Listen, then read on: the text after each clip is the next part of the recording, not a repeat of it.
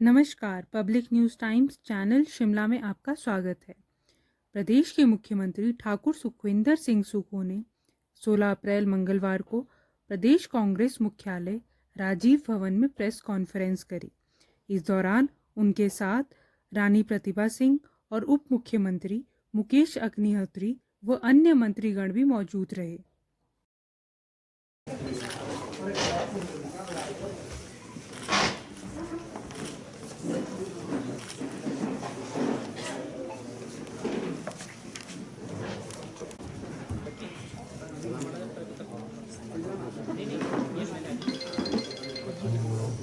बता देंगे आपको। सर, आपके जो इश्यूज हैं लोकसभा एंड विधानसभा इलेक्शंस में, ये एक ही रहेंगे या Lok Sabha election point of view से आप अलग मुद्दे उठाएंगे और विधानसभा? हमारी सरकार और मंत्रिमंडल की जो 15 महीने की कारगुजारी रही है वो हम जनता की अदालत के बीच में ले जाएंगे, जिसमें सबसे बड़ी जो कंगाल खजाना दिया, हमारे उप मुख्यमंत्री जी के नेतृत्व में एक कमेटी बनी और उसमें वाइट पेपर जारी हुआ, उसमें पूरी डिटेल विधानसभा पर ले की गई है। उस चुनौती का हमारी सरकार ने सामना किया और आज देखिए हम डीए भी दे रहे हैं, हमने डीए भी दे दिया और एरियर भी दे दिया। ठीक है, थोड़ा कम मिला है, लेकिन आने वाले में हम एरियर भी पूरा दे देंगे कर्मचारियों को लिए। किसान को भी दे दिया, महिलाओं को भी दे दिया, सबको दिया। अगर 15 महीने में सब चीज़ें हम कर रहे हैं और हिमाचल प्रदेश को आत्मनिर्भर हिमाचल प्रदेश बनाने की हम 2027 तक कोशिश कर रहे हैं और 2032 तक मैं बार बार कहता हूं कि हम हिमाचल प्रदेश को 2027 में आत्मनिर्भर बनाएंगे, 2032 में हिंदुस्तान का सबसे समृद्धशाली और अमीर राज्य बनाएंगे। धन्यवाद, बहुत बहुत धन्यवाद। मिलना किया चुनाव से पहले नहीं है, बजट था। चुनाव की तो 16 मार्च को घोषणा हुई, हमने तो 1 मार्च को इसकी घोषणा कर दी है। और बजट स्कीम है, किसान सम्मान निधि के तो 2-2 हज़ार रुपया अभी जा रहे हैं, वो तो साल में 6,000 रुपया दे रहे हैं। हम प्यारी बहना सम्मान निधि का 18,000 रुपया दे रहे हैं, 3 गुना दे रहे हैं। 9 लाख महिलाओं को दे रहे हैं। अब सरकारी महिलाओं को तो नहीं मिलेगा ना, जो इसलिए जो भी है ये सब मिलेगा। वो अभी इसको रुकवा सकते कि दिल्ली के प्रेशर में रुकवा सकते हैं, लेकिन वो सोचिए 1 अप्रैल को भी मिलेगा, 1 मई को मिलेगा, 1 जून को मिलेगा, दिसंबर तक मिलेगा और 18,000 रुपया साल का मिलेगा। अभी तो ये योजना है, आने वाले समय में समाज के और वर्ग भी है, उनको भी सबको सम्मान मिलेगा। लेकिन भारतीय जनता पार्टी जिस प्रकार के हथकंडे अपना रही है वो राजनीति के लिए अच्छे नहीं है और जिस प्रकार के वो सत्ता पैसे के दम पर हथियाना चाहती है वो जनता की भावनाओं से खिलवाड़ है। सर, पीएम कह रहे हैं 2024 लक्ष्य नहीं है, लक्ष्य 2047 है। Your take on this? देखिए, अभी तो हम हिमाचल की बात करेंगे, जब यहाँ आएंगे तो उनके साथ उसी बात का काम करेंगे, बात करेंगे। सर, सरकार जाएगी, चुनाव आयोग जाएगी या इलेक्शन ऑफिस जाएगी कि महिलाओं को 1,500 रुपया देने की अनुमति दे? हमारी इस बारे में हमने हमारे मंत्रिमंडल के सदस्य जगत नेगी जी के नेतृत्व में गए थे और हमने उनको रिप्रेजेंट किया है और वो तो देने ही पड़ेंगे, वो रोक नहीं सकते, वो तो देने ही पड़ेंगे। अब उन्होंने, मुझे लगता है कि उन्होंने जो फार्म रोकने पर बैन किया था, हमने वो भी कहा है और हम चाहेंगे कि वो जो फॉर्म है वो जो हमारी महिलाएं उनके रोक दिए गए थे उसकी भी शुरुआत की जाए। सर, कांगड़ा और हमीरपुर के बाद कि जो यहाँ नेता है और जिस सोच और नियत से वो कार्य करना चाहते हैं, ओपीएस को बंद करना चाहते हैं, हमने पहली कैबिनेट में ओपीएस लागू की, राजस्थान में पहली ही कैबिनेट में ओपीएस वापस की। हमने 1,500 रुपया देना भी शुरू कर दिया। भारतीय जनता पार्टी के नेता जयराम ठाकुर जी चुनाव आयोग के पास गए, हमारी बहनें फॉर्म भर रही थी, हमारी माताएं फॉर्म भर रही थी, उन्होंने चुनाव आयोग से शिकायत की, ये ऑन गोइंग योजना है, इसमें फॉर्म भरने से कोई नहीं रोक सकता और जितनी भी महिलाएं वो अपने फॉर्म जमा करवा सकती है, भर सकती है। अगर वो उनके पास नहीं जमा करवाने तो अपने जो स्थान हमारे जो विधायक है उनके पास जमा करवाइए, स्थानीय लोगों के पास जमा करवाइए। मैं दावे के साथ कह सकता हूं, भारतीय जनता पार्टी इसको जितने भी रोकने की कोशिश करेगी, हम मार्च अप्रैल का भी पैसा देंगे, मई का भी देंगे, और अगर इन्होंने हमारा रोका तो हम जून में इन्हें 3,000 रुपया इकट्ठा देंगे। ये हम कहना चाहते हैं, क्योंकि ये योजना रुक नहीं सकती। जिस तरह किसान सम्मान निधि प्राइम मिनिस्टर की योजना है, उसका पैसा डाला जा रहा है, और हमारी प्यारी बहना महिला सम्मान निधि का पैसा रोकने की भारतीय जनता पार्टी कि अगर चुनाव योग से इस प्रकार की काम करती है तो हमारा सरकार उसका विरोध करेगी। तो पूरी महिलाओं को हम 1,500 रुपया देंगे। ये तो अभी शुरुआत है। समाज के कई और वंचित वर्ग है, समाज के कई लोग और हैं। ये पहली सरकार है जिसने दिव्यांग लोगों की उच्च शिक्षा के लिए सोचा, उसके लिए एक संस्थान बनाया। ये पहली सरकार है जिसने विधवाओं की बच्चों की पढ़ाई को फ्री शिक्षा के लिए सोचा। किस क्षेत्र में नहीं हिमाचल प्रदेश में काम हुआ? आर्थिक चुनौती थी, हमें कर्ज लेने की लिमिट में कैपिंग कर दी।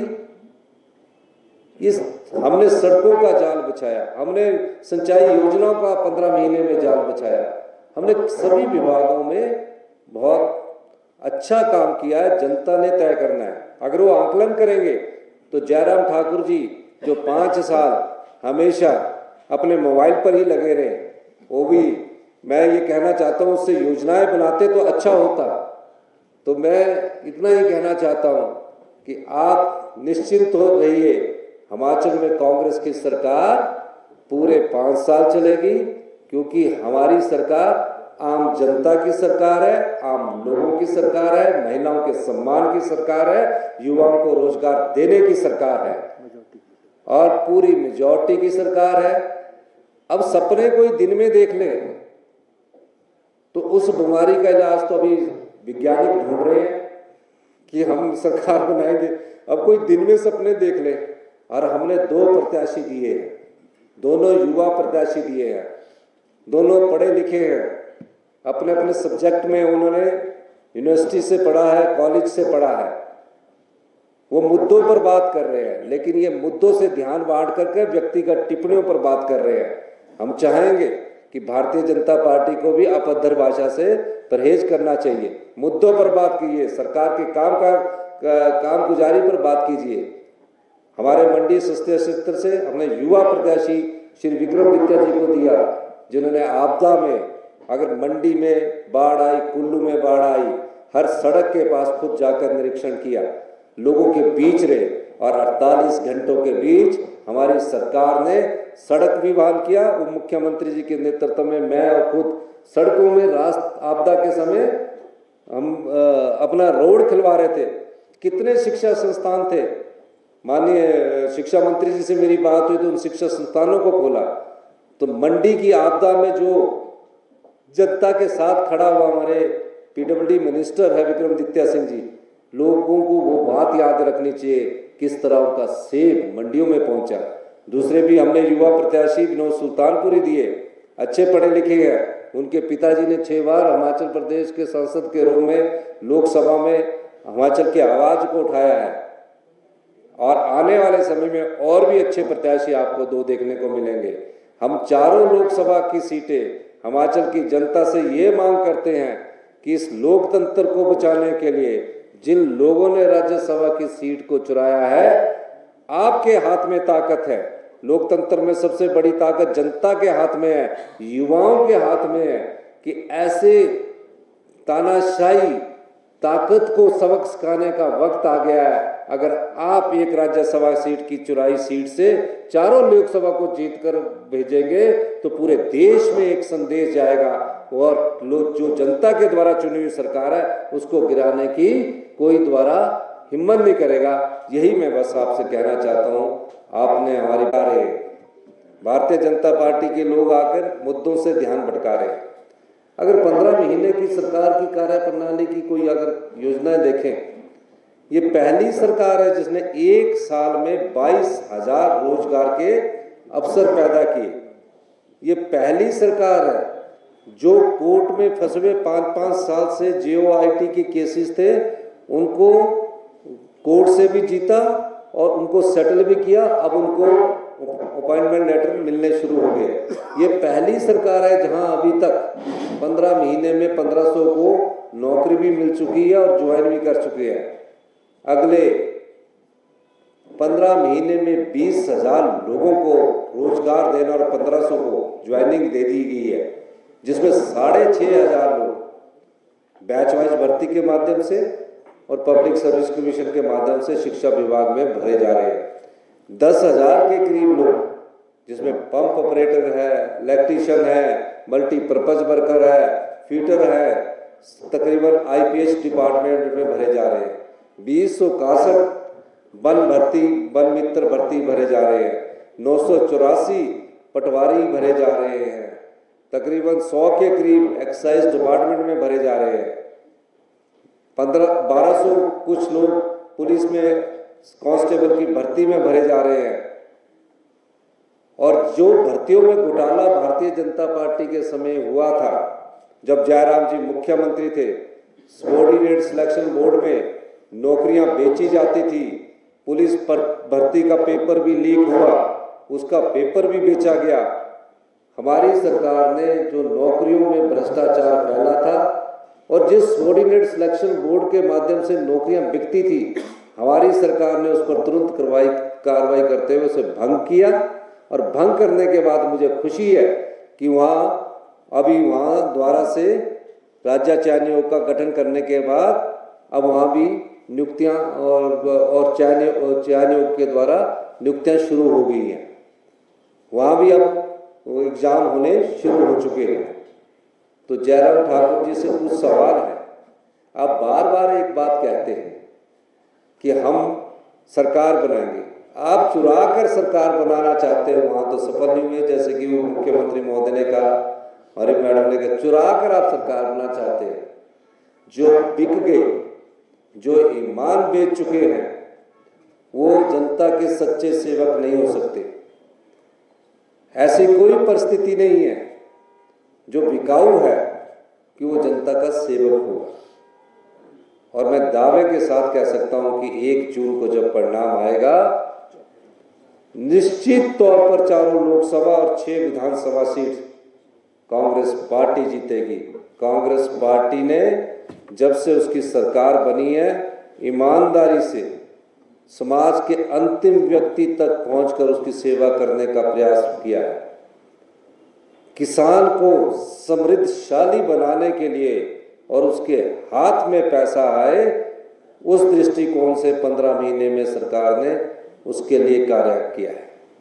महिलाओं को सम्मान मिले, महिलाओं के अधिकारों की रक्षा हमने की। महिलाओं की शादी की उम्र को 18 से 21 साल से बढ़ाने के लिए हम कानून लाने वाले हैं।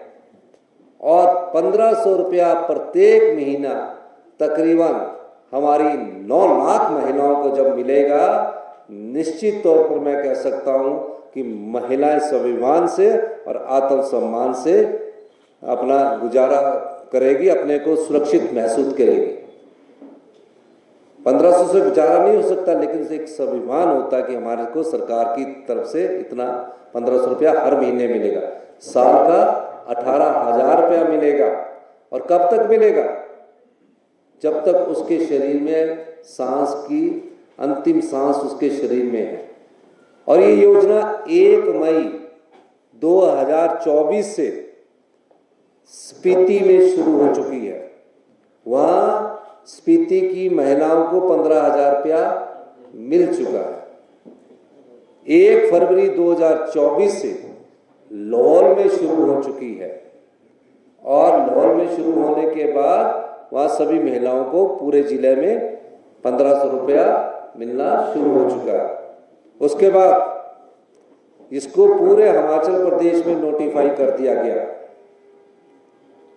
और नोटिफाई करने के बाद 2,37,000 महिलाएं, जिन्हें 1100 रुपया पेंशन मिलती थी या 1,000 रुपया पेंशन मिलती थी, उनको 2,37,000 महिलाओं को भी 1500 रुपया मिलना शुरू हो गया है। क्योंकि हमारे यहाँ प्राकृतिक जलवायु बहुत अच्छी है। अगर कोई प्राकृतिक खेती की तरफ जाएगा तो उसके आय के साधन भी हमारे गांव में जो व्यक्ति किसान रह रहा है उसके बढ़े। ये सब चीज़ें हम ग्रामीण 15 महीने में हमारी सरकार ने की। उसके बाद हमारी सरकार ने सरकार बनने से पहले कुछ गारंटियां आपके सामने रखी। मैं आज भी देखता हूं कि भारतीय जनता पार्टी के जो जयराम ठाकुर जी है, राजीव बिंदल जी है, झूठ बोल रहे हैं गारंटियों को क्या हुआ। हमने तो पहली ही कैबिनेट में 1,36,000 सरकारी कर्मचारियों को ओल्ड पेंशन स्कीम से नवाजा और उन्हें सामाजिक सुरक्षा मुहैया करवाई। 680 करोड़ की स्टार्टअप योजना के तहत कि हिमाचल ग्रीन स्टेट के रूप में विकसित हो, हिमाचल की जलवायु के हिसाब से हमने स्टार्टअप योजना बनाई और हमने दूसरी गारंटी 680 करोड़ रुपए की स्टार्टअप योजना की पूरी की। हमारी शिक्षा का स्तर भारतीय जनता पार्टी की सरकार, जयराम ठाकुर जी की सरकार 5 साल में जो गुणात्मक शिक्षा है उसमें 18वें स्थान पर पहुंच गई। 18वें स्थान पर हम गुणात्मक शिक्षा में पहुंच गए। हमारी सरकार ने जब इसका अध्ययन किया तो पाया कि जयराम जी की सरकार जो थी वो स्कूल खुलवाने में विश्वास रखती थी। वह अध्यापक हो ना हो लेकिन स्कूल खुलना चाहिए ताकि मैं उसका राजनीतिक लाभ उठा सकूं। हमने उस पर ध्यान दिया, कमियां ढूंढी और कमियां ढूंढने के बाद इस एकेडमिक सेशन में जो मार्च में भी शुरू हो चुका, जून में भी शुरू होगा निचले क्षेत्रों में, सभी स्कूलों में इंग्लिश मीडियम से गवर्नमेंट स्कूलों में पढ़ाई करवाई जाएगी। और जो टीचर है ये भी पहली बार हुआ कि उनको हम एक्सपोजर टूर के लिए बाहर भेज रहे हैं, सिंगापुर भेज रहे हैं या और दूसरी कंट्री में भेज रहे हैं। तो ये सब योजनाएं शिक्षा से संबंधित थी। उसके बाद जब हम इन योजनाओं को आगे बढ़ा रहे थे और बजट प्रस्तुत हुआ तो राजनीतिक चुनौती है। 1 जून को जब आप वोट डालने जाएंगे तो हिमाचल की जनता को ये फैसला करना है कि क्या जो आपके वोट से चुनकर आए हुए विधायक थे जो बिकाऊ हो गए और जो लोकसभा की 4 सीटों में चुनाव होने जा रहा है, क्या ये चुनाव जनता की भावना और जनता के वोट से हो? तो जो बिकाऊ लोग हैं 1 जून को हिमाचल की जनता ने जरूर सबक सिखाएगी, क्योंकि भारतीय जनता पार्टी ने जो जनता के वोट से जीतकर चुनी हुई सरकार आई, 15 महीने में जिसने समाज कल्याण के और ग्रामीण अर्थव्यवस्था को मजबूत करने के लिए कार्य किए, भ्रष्टाचार पर चोट की और भ्रष्टाचार पर चोट करने के लिए 2200 करोड़ रुपए का राजस्व की उगाही हुई।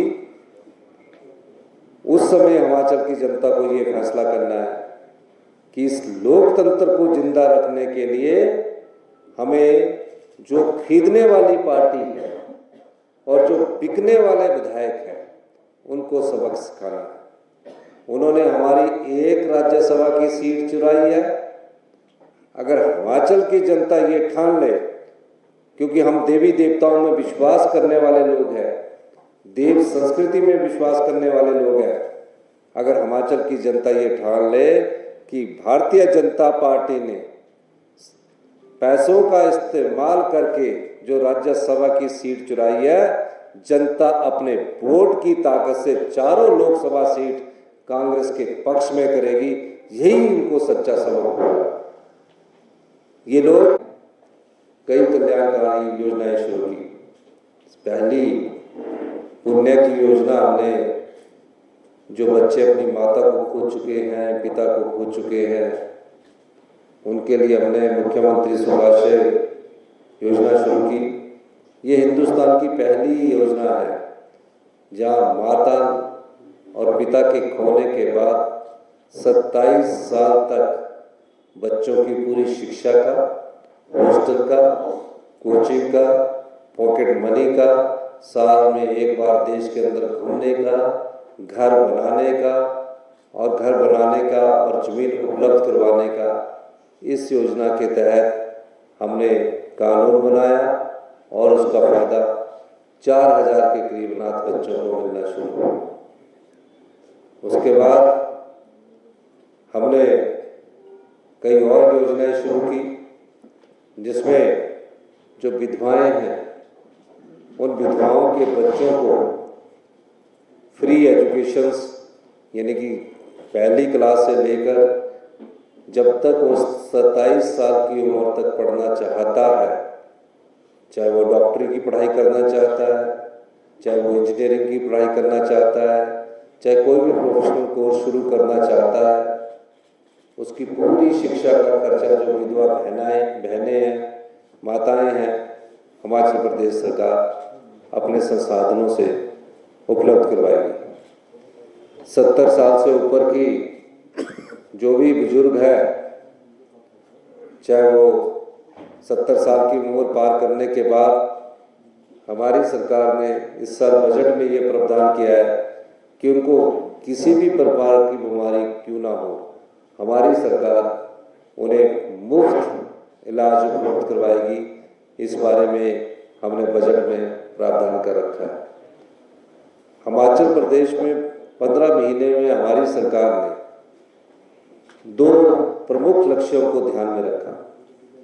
एक सामाजिक सुरक्षा का और दूसरा ग्रामीण अर्थव्यवस्था में मजबूती प्रदान करने के लिए। आप देख रहे होंगे कि पहली बार ऐसा है कि हमने ग्रामीण अर्थव्यवस्था को मजबूत करने के लिए जो कांग्रेस पार्टी ने, डॉक्टर मनमोहन सिंह जी ने जो मनरेगा की शुरुआत की थी, महात्मा गांधी राष्ट्रीय ग्रामीण रोजगार नीति, उसमें जो मनरेगा के तहत मजदूर काम करते थे, हर पंचायत में काम करते हैं, उनकी जो दिहाड़ी थी वो 240 रुपये मिलती थी।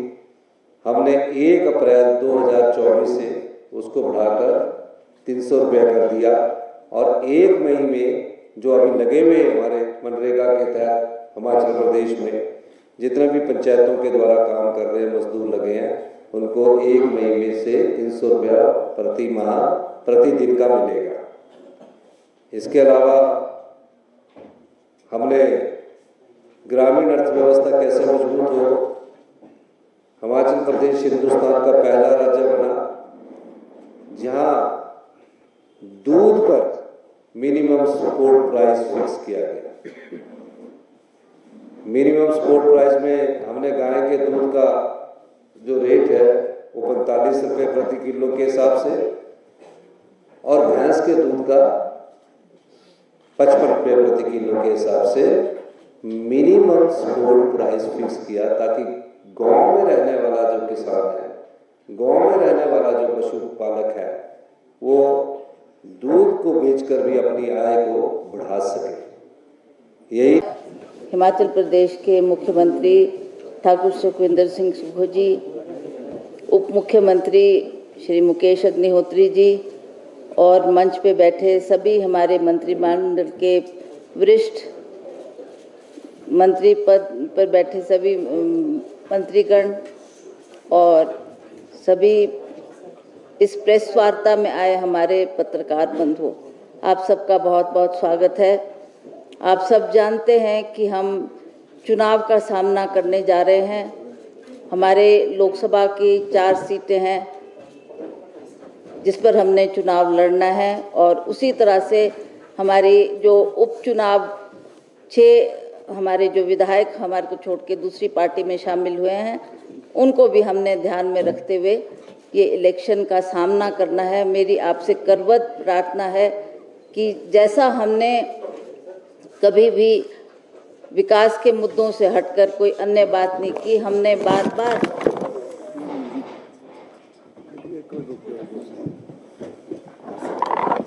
हिमाचल प्रदेश में हुए विकास के कार्यों को ही लोगों के सामने रखा है। और आप जानते हैं कि अभी पिछले साल हमारे प्रदेश में एक बहुत बड़ा आपदा आई और उस आपदा से निपटने के लिए हमने डटकर उसका मुकाबला किया।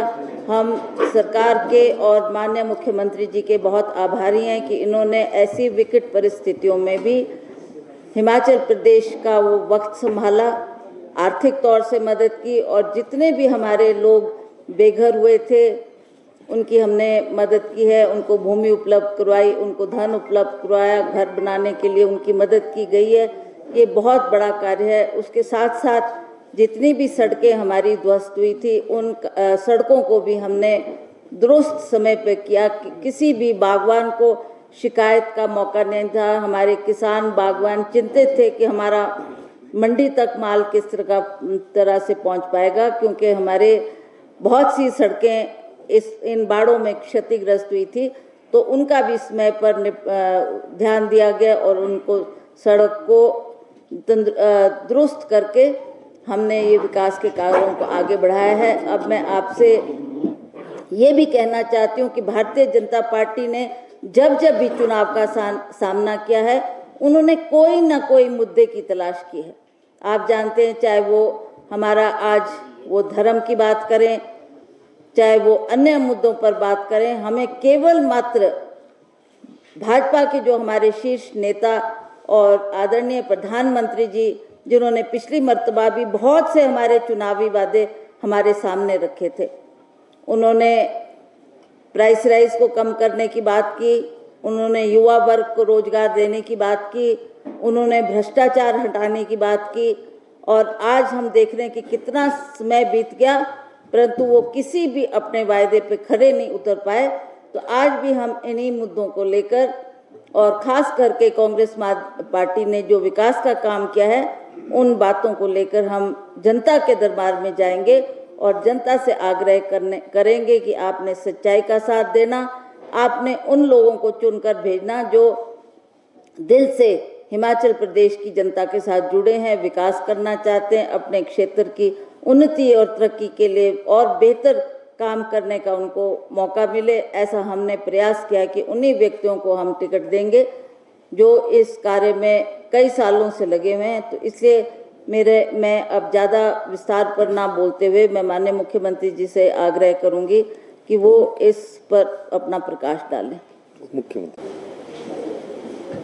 जो प्रेजेंट सिचुएशन चल रही है उसके बारे में लगातार भारतीय जनता पार्टी के नेता प्रदेश को गुमराह करने में लगे हुए हैं और इस समय स्थिति ये है कि प्रदेश की जो इलेक्टेड गवर्नमेंट बनी उसको गिराने का एक प्रयास हुआ और उस साजिश का पूरा भंडाफोड़ हो चुका है और सारा प्रदेश जानता है कि भारतीय जनता पार्टी और इसके नेताओं ने प्रदेश में साजिश की, प्रदेश में षड्यंत्र किया और प्रदेश में जो जनादेश प्रदेश की जनता ने दिया था उसको डिफीट करने का प्रयास किया। लेकिन आज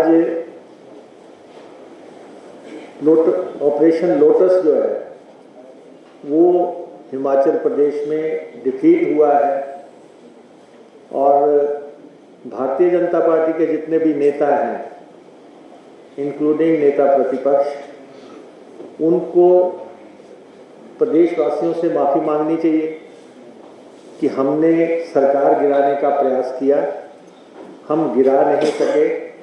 हमने आपको वायदा किया था कि हम सरकार गिरा देंगे, हम ऐसा नहीं कर पाए और अब स्थिति जो है हिमाचल प्रदेश में कांग्रेस पार्टी की सरकार को कोई थ्रेट नहीं है आज की तारीख में।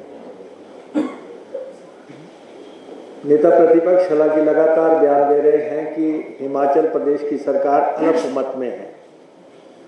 अब आप बताएं कि और वो ये साबित करें कि हिमाचल प्रदेश की सरकार कहां से अल्पमत में हो गई।